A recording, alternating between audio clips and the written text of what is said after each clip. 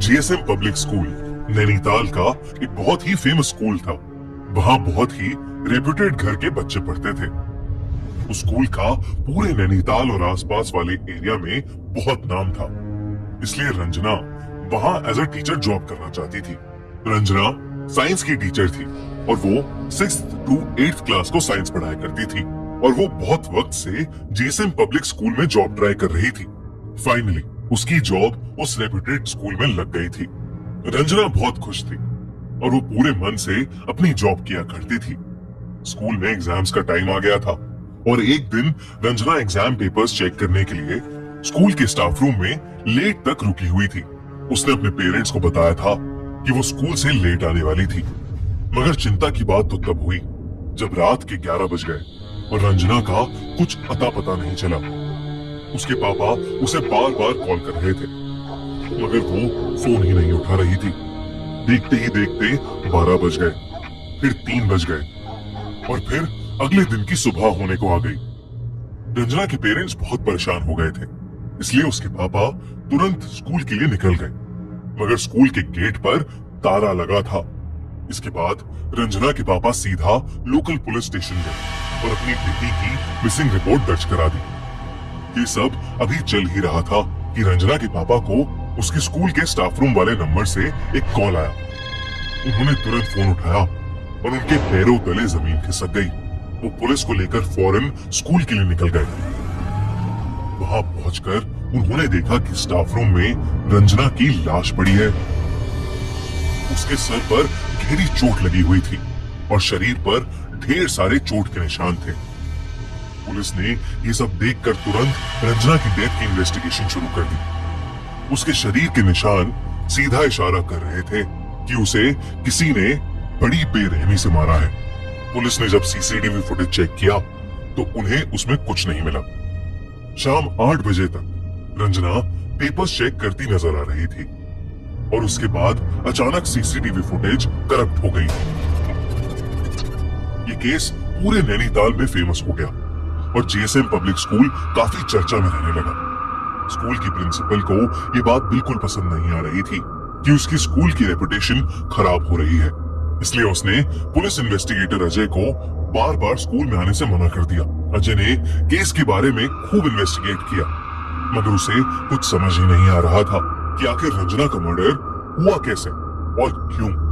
उस स्कूल के सामने एक चाय और स्नैक्स की दुकान भी थी, जहाँ एक बूढ़ी अम्मा सफाई का काम किया करती थी। एक बार अजय जब वहां पर चाय पी रहा था तो वो बूढ़ी अम्मा अचानक से बोल पड़ी कि उस स्कूल में भूत है और उस भूत ने ही उस टीचर को मारा है। ये सुनकर पहले तो अजय हंस पड़ा, लेकिन फिर कुछ देर बाद उसने सोचा कि वो एक बार रात में जाके स्टाफ रूम चेक करके ही क्यों ना आ जाए। इसलिए एक शाम स्कूल बंद होने के बाद अजय गार्ड से स्कूल खुलवाकर चुपचाप स्टाफ रूम में इन्वेस्टिगेट करने चला गया।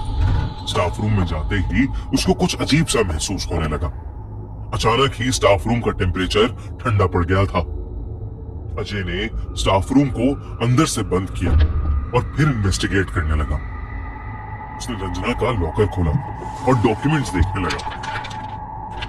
तभी स्टाफ रूम की सारी लाइट्स फ्लिकर करने लगी। अजय ने ट्यूबलाइट थोड़ी घुमाई ताकि लाइट फ्लिकर होनी बंद हो जाए और वो जलबुझ बंद भी हो गई। इन सब पे ध्यान न देता हुआ अजय दोबारा अपना काम करने लगा कि तभी रूम में लगी ट्यूबलाइट ब्लास्ट हो गई और पूरे स्टाफ रूम में अंधेरा छा गया। अजय ने इस बात को ज्यादा सीरियसली नहीं लिया और सभी पेपर्स उठाकर रूम से बाहर जाने लगा, मगर स्टाफ रूम का दरवाजा अब खुल ही नहीं रहा था। उसने दरवाजा खोलने की बहुत कोशिश की, मगर वो खुल ही नहीं रहा था। तभी अजय को अपने पीछे से किसी औरत के रोने की आवाज आई। वो पलटा और उसका दिल बुरी तरह दहल गया। एक औरत दीवार की तरफ मुंह करके जमीन पर बैठी रो रही थी।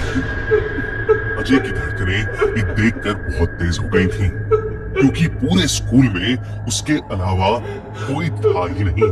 वो पूरी जान लगाकर दोबारा दरवाजा खोलने की कोशिश में लग गया, मगर अगले ही सेकंड वो बर्फ सा वहीं जम गया। वो धीरे से मुड़ा तो उसने देखा कि वो औरत ठीक उसके पीछे छत से उल्टी लटकी हुई है। जब उसने ध्यान से उसका चेहरा देखा तो उसकी आंखें फटी की फटी रह गईं। वो औरत कोई और नहीं बल्कि रंजना ही थी। उसकी आत्मा उसी स्टाफ रूम में कैद थी। देखते ही देखते रंजना की आत्मा छत से ही फ्लोट करते हुए उसी कोने में चली गई जहां वो बैठकर रो रही थी। उसने जैसे ही रंजना की आंख में आंख मिलाई, रंजना जोर से चिल्लाई और फिर हवा में कहीं गायब हो गई। अजय उस कोने की तरफ गया तो उसने देखा कि स्टाफ रूम की वो दीवार लकड़ी से बनी थी, जबकि बाकी दीवारें सीमेंट से बनी थी। अजय ने तुरंत वो दीवार तोड़। जो उसने वहां देखा वैसा कुछ उसने आज तक कभी नहीं देखा था। उस दीवार के अंदर इंसानी हड्डियां पड़ी थी। उन हड्डियों के ऊपर खून लगा था और पास में एक गुड़िया रखी थी जिसके गले पर इंसानी बाल बंधे थे। सबसे चौंका देने वाली बात तो ये थी कि उस गुड़िया के नीचे एक तस्वीर रखी थी। वो तस्वीर किसी और की नहीं बल्कि रंजना की ही थी। किसी ने रंजना को मारने के लिए और उसकी आत्मा को ट्रैप करने के लिए काला जादू किया था। अजय ने तुरंत गार्ड से पता किया कि स्टाफ रूम की लास्ट रेनोवेशन कब की गई थी। तो गार्ड ने उसे बताया कि कुछ हफ्ते पहले ही स्टाफ रूम की दीवारों पर पेंट किया गया था। अजय ने गार्ड से रेनोवेशन कराने वाले ठेकेदार का नंबर लिया और उससे पूछताछ की। पूछताछ में पता चला कि रेनोवेशन का ऑर्डर तो प्रिंसिपल ने दिया था, मगर जेएसएम पब्लिक स्कूल के साइंस टीचर अनिक घोष काम के बीच में बहुत बार स्टाफ रूम में आया करते थे। एक दिन वो ही प्रिंसिपल से साइन डॉक्यूमेंट लाए जिसमें लिखा था कि स्टाफ रूम की एक दीवार को लकड़ी का बनाया जाए। इंस्पेक्टर अजय ने तुरंत अनीक को अरेस्ट कर लिया। शुरू में तो अनीक ने कुछ नहीं बोला, मगर सख्ती करने पर उसने अजय को सब कुछ सच बता दिया। धीरे धीरे अनीक रंजना को पसंद करने लगा था, मगर रंजना को उसमें कोई इंटरेस्ट नहीं था। धीरे धीरे अनीक की फीलिंग्स उसके सर पर चढ़ने लगी थी और वो रंजना के पीछे हाथ धोकर पड़ गया था।